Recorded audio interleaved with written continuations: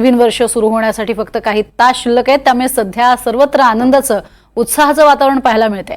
सरत्या वर्षाला निरोप देण्यासाठी आणि नवीन वर्ष अर्थातच 2025च्या स्वागतासाठी सगळेच जण उत्सुक आहेत। सध्या आपण बघतोय देवस्थानांमध्ये प्रचंड मोठ्या प्रमाणात गर्दी झालेली पाहायला मिळते।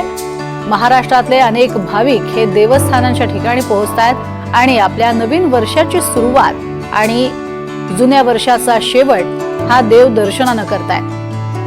एकीकडे बाजारपेठाही चांगल्या सजलेल्या पाहायला मिळतात। अनेक ठिकाणी मोठ्या प्रमाणात रोषणाई सुद्धा करण्यात आली आहे। पंढरपुरात आलेल्या भाविकांशी बातचीत केली आमचे प्रतिनिधी संकेत कुलकर्णी यांनी।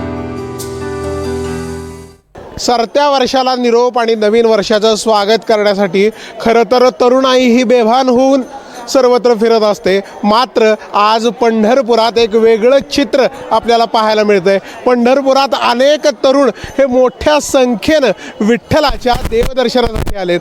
त्याच तरुणांशी खरं तर संवाद साधतोय। तरुणाई आहे, एक 31 आहे, एक मोठा उत्साह असतो, डीजेच्या तालावरचा नाद असतो, पण ते सगळं सोडून आज विठ्ठलाच्या दारात आलायत। काय कशासाठी आहे? आपली हिंदू संस्कृती आहे। या हिंदू संस्कृतीमध्ये डीजेवर डान्स बार किंवा ही आपल्या हिंदू संस्कृतीत शोभत नाही। तर सरत्या वर्षाचा निरोप व नवीन वर्षाची सुरुवात आपल्या हिंदू संस्कृतीने देवदर्शन व विठ्ठल रखुमाईचे दर्शन घेऊन त्यांच्या चरणी माथा टेकून त्यांचा आशीर्वाद घेऊन प्रत्येक तरुणांना, आम्हीच नाही प्रत्येक तरुणांनी ही संकल्प केला पाहिजे आणि देवदर्शन घेऊन नव्या वर्षाची सुरुवात केली पाहिजे। कुठनं आलाय दादा? आम्ही कोल्हापूरवरून आलेलो। कोल्हापूरवरून आलोय। खरं तर कोल्हापूरला तांबडा पांढरा सोडून पंढरपूरला आलाय। नवीन वर्षाची संकल्पना करून आम्ही एक वर्ष यात 2024 हे वर्ष सरत्या वर्षाला निरोप देऊन पांडुरंगाच्या चरणी आम्ही नतमस्तक होऊन 2025 ही सुरुवात आम्ही हे करत आहे। विठ्ठल रुक्मिणीचे दर्शन करून। तुम्ही म्हटला कोल्हापूर तांबडा पांढरा, पण कोल्हापूरमध्ये अजूनही संस्कृती टिकून आहे।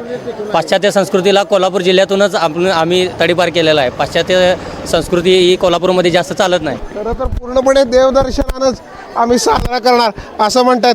खरं तर एक ताई सुद्धा आहेत। काय ताई, आज देवदर्शनाला आलाय, नवीन वर्षाचं स्वागत आहे, काय कशा पद्धतीने करताय? काय देवाकडे मागणं काय?